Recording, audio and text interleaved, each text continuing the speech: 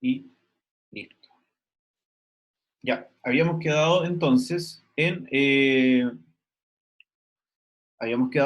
en la pregunta 18, ¿ya? Y la pregunta 18 nos hablaba acerca de qué es correcto señalar respecto de los poderes del Estado en términos de la Constitución vigente en nuestro país, ¿ya?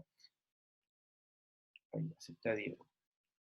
Ya, revisemos la alternativa entonces, la pregunta 18. Ya, un ministro de Estado solo puede ser acusado constitucionalmente si el presidente de la República está de acuerdo.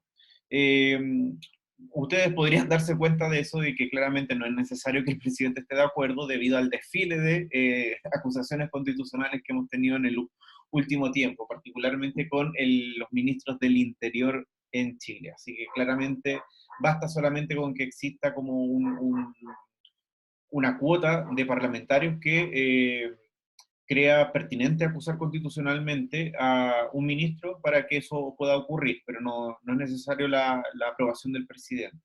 Eh, bueno, así que era fácilmente descartable la A, ¿ya? En la alternativa B, el Ministerio Público funciona con absoluta independencia, investigando y fallando, no pudiendo ningún poder del Estado intervenir en el revocamiento de sus sentencias. El Poder Judicial puede revocar su sentencia debido al posicionamiento de la Corte Suprema, que tiene el sentido de tribunal último, tribunal final. Eh, el, es una estructura un poquito compleja, pero el Ministerio Público no se entiende como parte del Poder Judicial, a pesar de que participa en el Poder Judicial. Y eso es para asegurarle la independencia a el desarrollo de los procesos judiciales, ¿ya?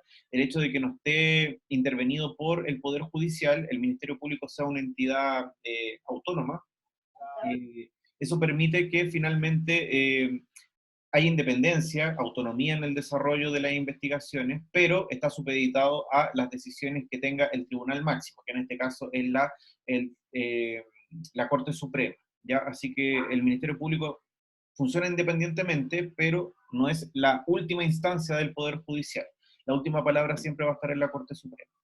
C. Los miembros del Tribunal Constitucional son elegidos en virtud del conocimiento de la Constitución vigente.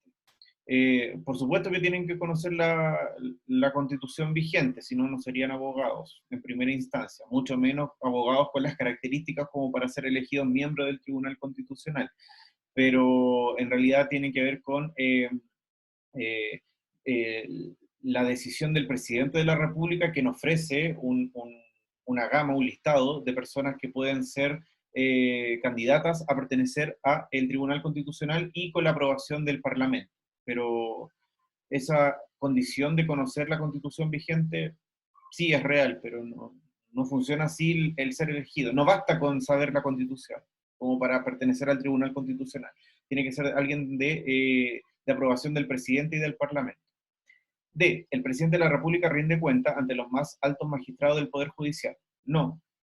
El presidente de la República es el líder del Poder Ejecutivo, que funciona de manera separada al Poder Judicial. Por lo tanto, ninguno le rinde cuentas al otro. Funcionan de manera separada. Teoría de los poderes del Estado. Separación de los poderes del Estado. Así que no podía ser. E.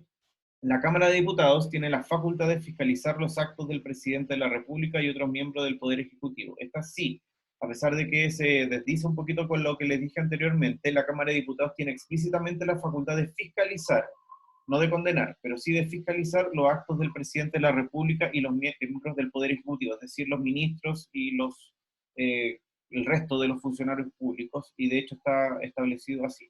Creo que en algún momento nosotros revisamos como algún esquema donde aparecía esa función de la Cámara de Diputados, eh, la de fiscalización explícita de los actos del presidente de la República.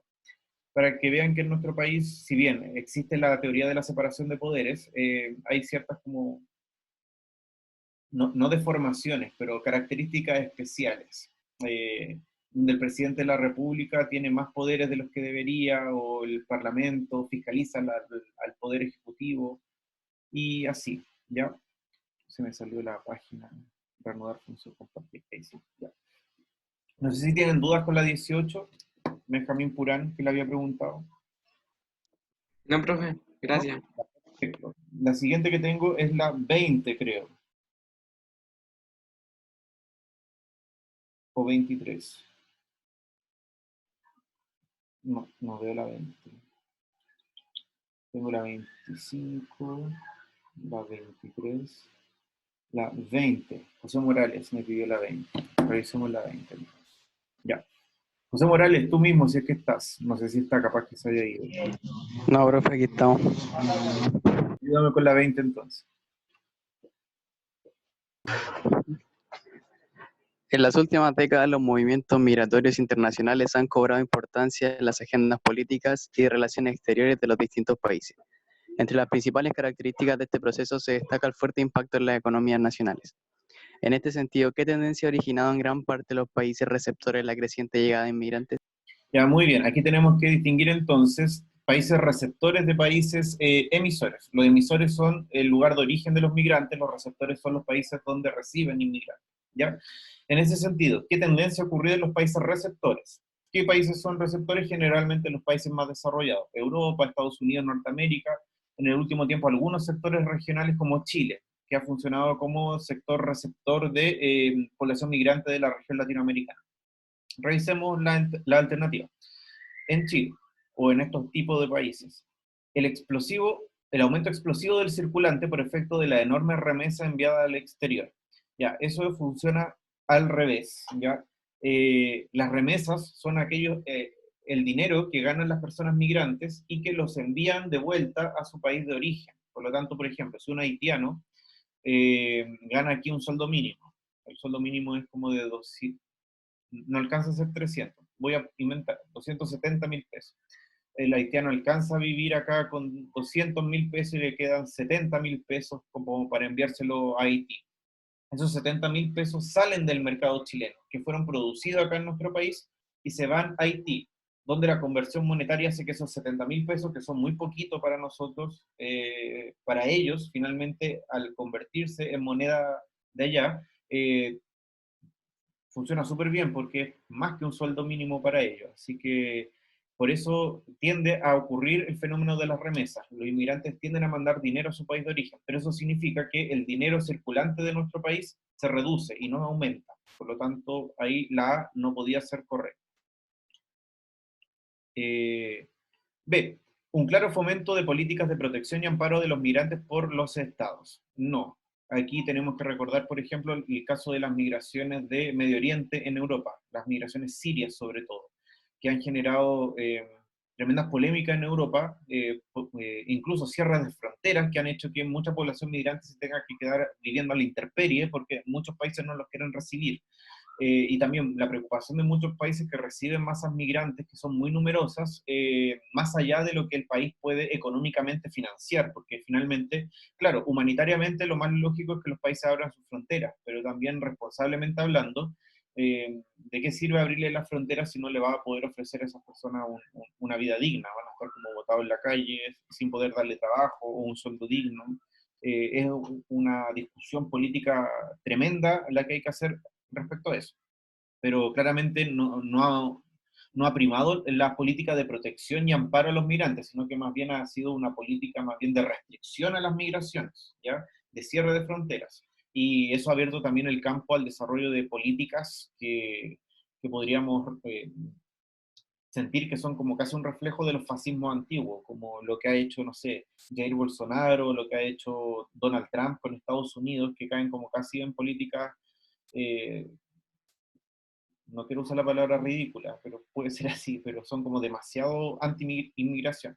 Y de hecho también ha sido como un alimento para el desarrollo de movimientos ultranacionalistas de derecha en Europa, que estaban como muy bajo perfil o tenían muy poca votación, pero que producto de la- las dificultades en el trabajo que trae la masa de población migrante hacen que la respuesta más fácil sea falta trabajo, es culpa de los migrantes. Es como la respuesta más simple que el mundo político puede dar, cuando en realidad los problemas económicos son multifactoriales, no se deben solamente al aumento de la población migrante.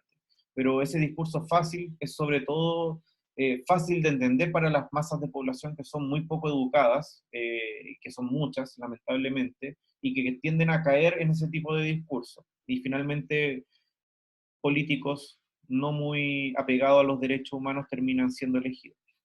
Bueno, me fui un poquito en la profunda con la B. C, una acción de rechazo por el hecho de que se provoca una precarización del trabajo, por supuesto. Una gran masa de población tiende a generar un rechazo frente a esta población producto de la idea de que se precariza el trabajo. Y efectivamente se precariza el trabajo, ¿ya? El problema es que eso no es culpa de los migrantes, es culpa del modelo económico, que es responsabilidad de los políticos, ¿ya? Pero la C es correcta. D, la inmediata integración social y económica de la mayoría de los inmigrantes. Ojalá fuera así, pero no, lamentablemente no es así. Y no es así sobre todo en ciertos grupos de la población cuando hay diferencia étnico-racial, sobre todo. Hay ciertos grupos de población que son más rechazados que otros. Los migrantes en Chile que vienen de Europa son súper bien recibidos, pero eso no es lo que ocurre con la mayoría de los otros migrantes latinoamericanos. El descenso de la multiculturalidad en la medida que se presenta un mosaico étnico. Al revés, pues, un aumento de la multiculturalidad porque vienen personas de distintas vertientes étnico-culturales. Así que la E claramente no pasa. ¿Dudas, preguntas con la 20? ¿No? Hacemos la 23 entonces. Ya. Oh, perdón, me fui.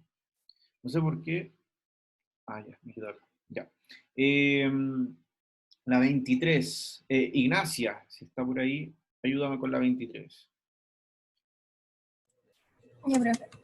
El sistema político nacional se caracteriza por el establecimiento de una serie de facultades privativas de los poderes públicos, ejecutivo, legislativo y judicial. En este sentido, ¿qué afirmaciones son valederas sobre facultades privativas de los poderes identificados? Ya, muy bien, ya. Entonces la pregunta nos habla acerca de la división de poderes, los poderes públicos, ejecutivo, legislativo y judicial, y qué afirmaciones son correctas sobre las facultades de estos poderes del Estado, ¿ya? Número 1, el derecho a vetar leyes por parte del presidente de la República, ¿ya? Cuando les dije que nuestro sistema o nuestro modelo de separación de poderes era un poco extraño, este es un ejemplo. El presidente tiene la facultad de vetar algunas leyes, si es que no está de acuerdo con ellas, y de hecho, podría haberlo hecho, por ejemplo, Sebastián Piñera con el retiro del 10% de las AFP. De hecho, había anunciado que iba a vetar esta ley. Sin embargo, no lo hizo porque lo habría transformado con su popularidad por el suelo. Más encima, Profe, de toda esta ley, ya habría terminado, no sé, el subsuelo. ¿Quién habla? profe, si el presidente quiere hacer eso, ¿no hay ningún organismo que pueda oponerse a su decisión? No, porque está dentro de las facultades constitucionales del Ejecutivo, porque nuestro país Ah, es hiperpresidencialista. Y de hecho, eso es una de las críticas del cambio de la Constitución, que nuestro país le da un excesivo poder al presidente de la República. Y es algo que, bueno, igual es un juicio de valor. Hay gente que piensa que el presidencialismo es mejor que el parlamentarismo, pero quizá una solución intermedia pueda ser más democrática. El presidente sí tiene la facultad de vetar leyes si es que no le gusta. Una cosa es que una cosa es que pueda, otra cosa es que lo haga efectivamente. Aquí yo creo que Piñera tenía todas las ganas de vetar esa ley del retiro del 10%, pero eso habría generado yo creo que hasta un segundo estallido social. Y sopesando, prefirió que no, pero sí tiene esa facultad. 2. Las negociaciones de tratados internacionales son de incumbencia exclusiva del Parlamento. No, de hecho son incumbencia del Ejecutivo y son ratificadas por el Parlamento. Pero el Parlamento no es el que viaja ni hace tratados internacionales, sino que es el presidente. 3. La Corte Suprema tiene la facultad exclusiva de promulgar una ley ordinaria. No. ¿Quién se encarga de promulgar leyes? ¿Cuál de los tres poderes? La 3 era la más fácil de descartar. El legislativo tiene esa función. Por lo tanto, ahí la correcta era la A, solo una. ¿Ya? Otra pregunta. La 25 me marca. Y aquí empezamos ya con preguntas de historia, que me gusta más que formación ciudadana, la verdad. Ya, 25. ¿Quién está por acá? No lo alcanzo a ver todos.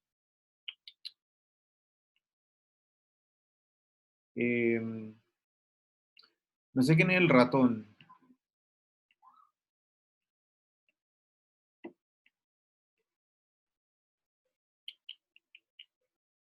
¿Quién es el ratón? ¿La Grecia? Es la Grecia. ¿Grecia está por ahí? Sí, sí estoy. Hoy con ese ánimo. Ay, Ya, perdón. ayúdame con la 25. Ya. Al ser apresado el rey de España por Napoleón, la aristocracia criolla en gran parte de América formó juntas de gobierno para cautelar el trono del rey cautivo, lo que indica que los americanos demostraron fidelidad al rey. No obstante, ello también estaban inspirados por otros propósitos. ¿Cuál de ellos emergía como prioritario? Ya, muy bien. ¿Qué ocurre luego de que el caballero Fernando VII fue apresado por Napoleón Bonaparte y queda como en gobierno de España Pepe Botella, don José Botella, José Bonaparte, perdón, Pepe Botella. En España ocurren juntas de gobierno, ¿ya? Porque se supone que ante la ausencia del rey, que es el soberano, la soberanía popular se devuelve al pueblo. Por lo tanto, el pueblo, en rechazo de Pepe Botella, forma juntas de gobierno con el fin de mantener la soberanía dentro del pueblo español. ¿Qué ocurre con América? ¿Por qué no ocurre lo mismo? ¿Ya? Revisemos la alternativa. Para la población criolla de América Latina era muy importante mantener relaciones muy estrechas con el pueblo español. Falso, no. De hecho, los americanos rechazan seguir la misma conducta de los españoles y hay una razón muy específica para eso. ¿Ya? B, realizar profundas reformas y cambios al sistema colonial. Eh, Esa puede ser correcta. Tendría que mirar ahora la 25 porque justo no la marqué. C. Estrechar lazos con la naciente nación norteamericana. No. Disolver la Real Audiencia ya que era considerada pro-francesa. No. Acatar las órdenes emanadas por el del Consejo de Regencia. No. Voy a confirmar la correcta porque justo no la anoté, pero yo claramente me inclino por una. ¿Dónde quedó?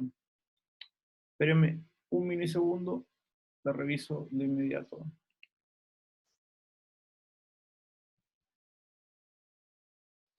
Por supuesto. Ya. Ya. Aquí la correcta es la B. No sé por qué no me la marcó. Ahí ya. La 25, la correcta es la B. Realizar profundas reformas y cambios al sistema colonial. Ya, aquí tiene que haber una explicación previa. El por qué la población criolla americana no responde de la misma manera que la población española.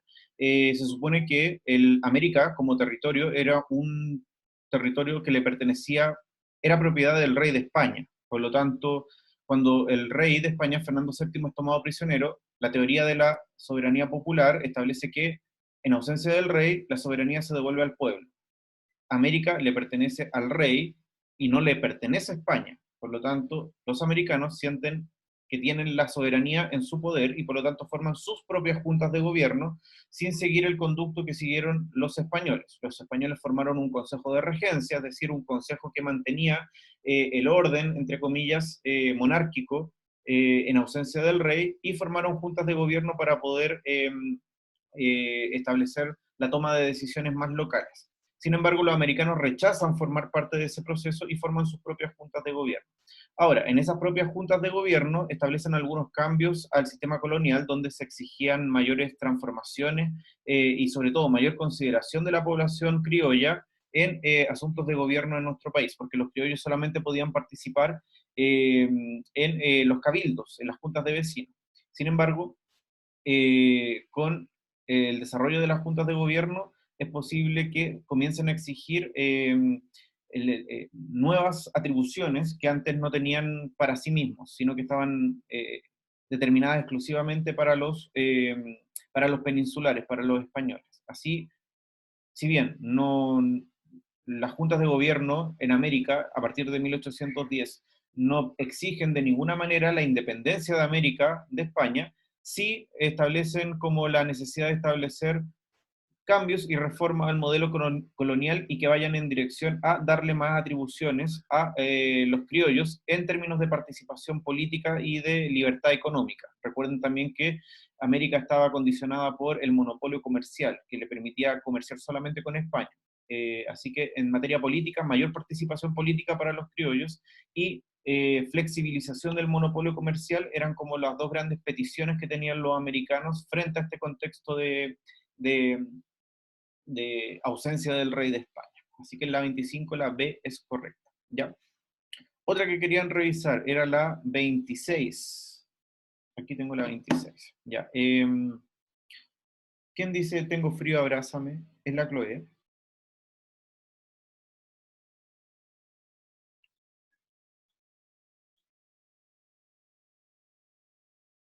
Aló, Chloe. No está, se fue.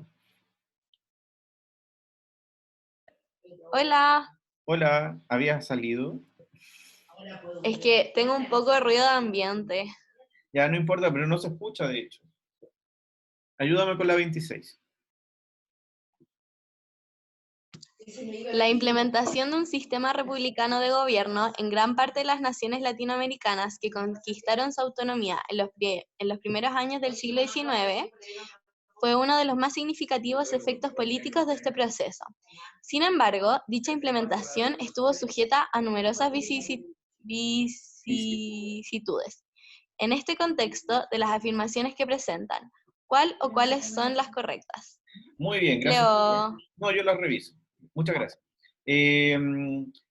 El paso hacia una república en nuestro país y en América Latina en general, los primeros años, ¿ya? Ese periodo que se conoce como la instalación de la república o la anarquía, la organización de la república o el periodo anárquico. ¿Por qué se caracterizó? Revisemos.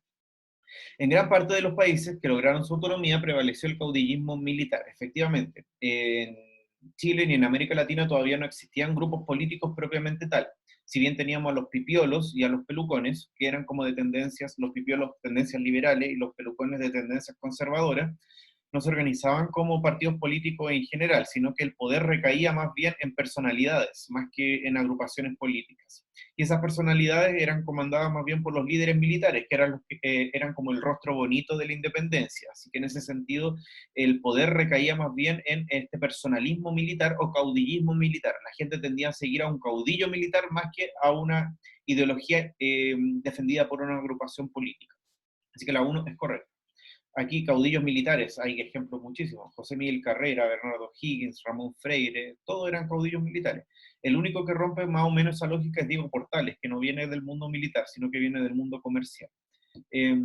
2. Los países independientes tuvieron que enfrentar severas crisis económicas. Por supuesto, nuestro país tiene varias crisis económicas. La primera tiene que ver con la deuda que adquiere por la participación del Ejército Libertador de los Andes con Inglaterra, adquiere esa deuda para ir a liberar al Perú. Así que tremenda deuda, imagínense. Y además, las guerras de independencia se produjeron en la zona central de Chile, donde estaba la concentración del poder económico de Chile, que era la exportación agrícola. Así que si las batallas se producían en la zona central, se perdía la cosecha. Y eso generó también una gran...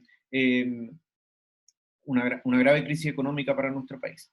Y la 3, se multiplicaron las guerras fronterizas, llegando a afectar a la mayoría de los nuevos estados. Si bien es verdadero que ocurre en el siglo XIX, no ocurre como consecuencia de la independencia. ¿Ya? La independencia tiene efectos inmediatos que son en lo económico y en las dificultades de instalar como una organización política regular. Pero las guerras fronterizas se producen más bien en la segunda mitad del siglo XIX, cuando ya logran afianzarse ciertos modelos políticos, las repúblicas, y surge a partir de la necesidad de la delimitación de fronteras. Por lo tanto, si bien es correcta la 3 en el sentido de que ocurre en el siglo XIX, no es correcta en el sentido de que ocurra como consecuencia inmediata de los procesos de independencia, o como parte de los primeros años de organización de la República, producto que no era prioritario delimitar las fronteras, sino que es una necesidad que va surgiendo en la medida de que las repúblicas se van consolidando a lo largo del siglo XIX.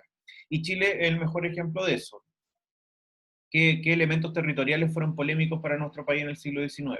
La guerra del Pacífico, claramente, la pérdida de la Patagonia, la pérdida de la Puna de Atacama, la anexión de la isla de Pascua, la ocupación de la Araucanía, etc. ¿Ya? La única que ocurrió antes en la primera mitad del siglo XIX fue la guerra contra la Confederación Perú-Boliviana, pero sus orígenes más que fronterizos eran más bien como políticos, por dominio comercial de la zona del Pacífico, y por el miedo de la Confederación Perú-Boliviana. ¿Ya? Las consecuencias territoriales que tuvo eso fueron más bien como consecuencia anexa, pero no nacen como un conflicto fronterizo, sino que como un conflicto por dominio comercial y por dominio político de la zona. Eso. Así que la 26, solo 1 y 2. La 29, hoy pidieron varias, no sé si vamos a alcanzar a revisarlas todas. 29.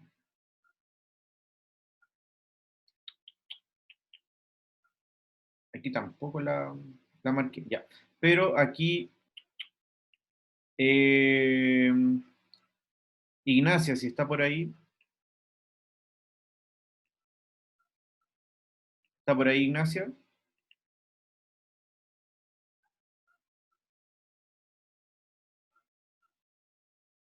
No, no está. Creo que acá estoy. Ya, la 29, ¿cierto? Sí, la 29.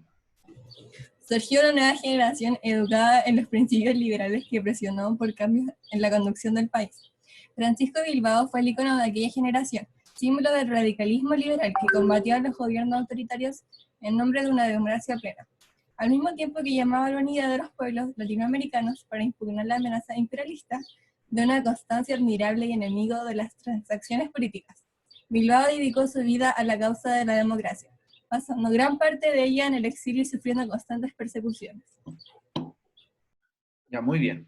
El texto anterior es una pequeña descripción de la importancia de Francisco Bilbao para la historia nacional. De acuerdo a ella, se menciona que este personaje fue perseguido y exiliado por sus ideas. ¿Cuál es la justificación que sus opositores en la época esgrimieron para ello? ¿Ya? Ya, primero tenemos que contextualizar a Francisco Bilbao. ¿Ya? Francisco Bilbao pertenece como a la corriente liberal en una época dominada por el conservadurismo, la República Conservadora.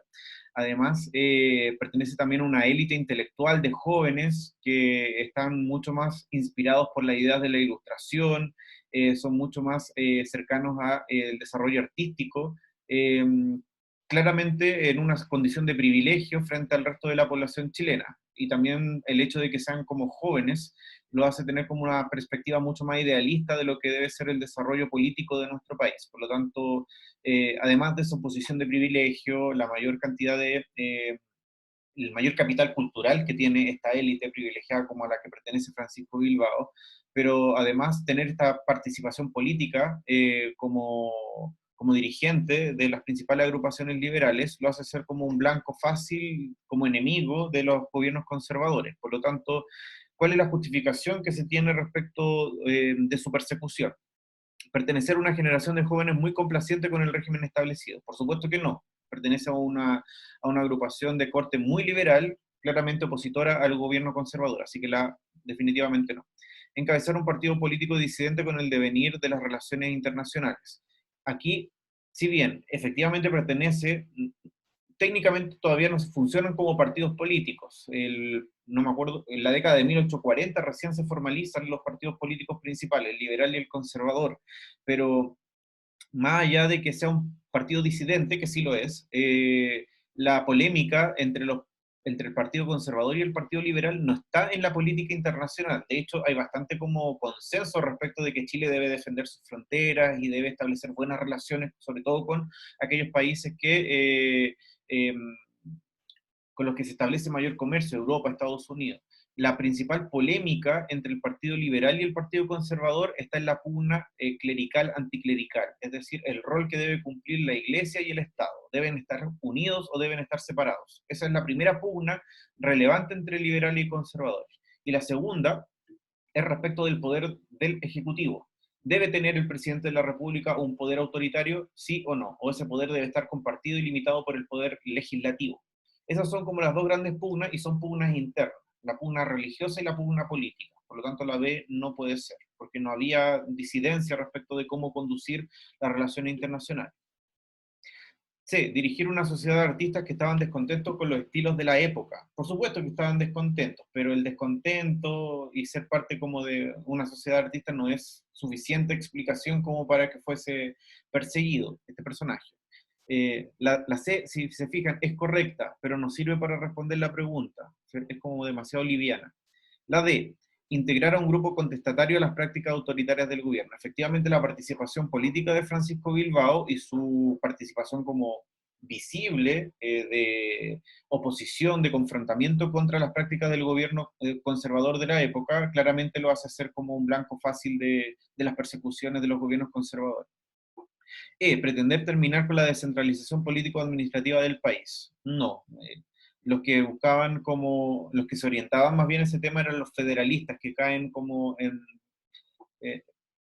no prospera su ideología porque tempranamente nuestro país decide abocarse al unitarismo, es decir, que nuestro país está regido por una única constitución y por un único cuerpo legal. Por lo tanto, la descentralización política de Chile no es una prioridad en la discusión de la época.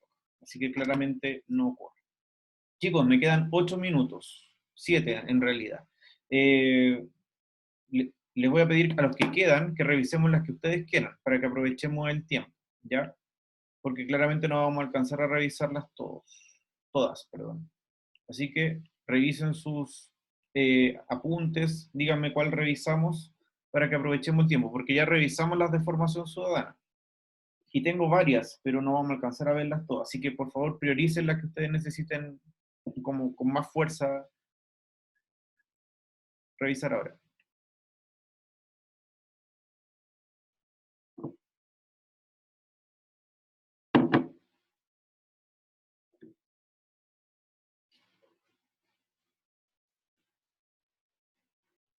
Nadie quiere revisar nada, se quieren puro ir.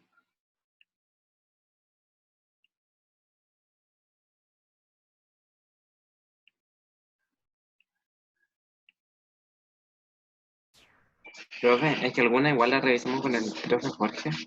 Como de la... Ya, pues entonces algunas que no hayan revisado con él, o ya estamos listos con lo que hay hasta ahora.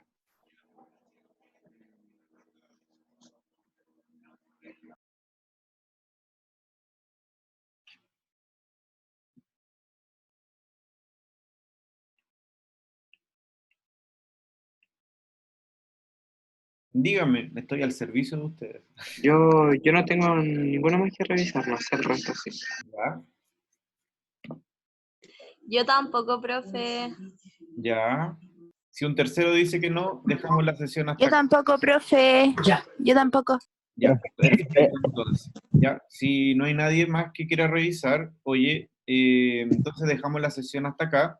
Y eso sí, quedamos que mañana íbamos a revisar las 9, ¿cierto? ¿Sí? El ensayo 9. Ya, ¿alguien me puede mandar el ensayo 9? Porfa. ¿Aló? Yo se lo mando, profe. Ya, y no sé si tienen como el solucionario, como para marcarle al tiro la respuesta. ¿Lo tienen o no? Sí, porque se le dio una respuesta, así que también se lo mando ahí.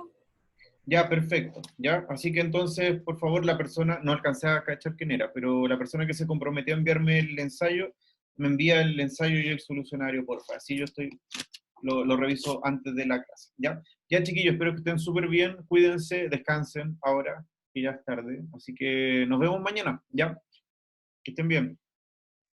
Chau, profe, nos vemos. Chao, cuídense. Descanse, profe. Chao, profe, gracias.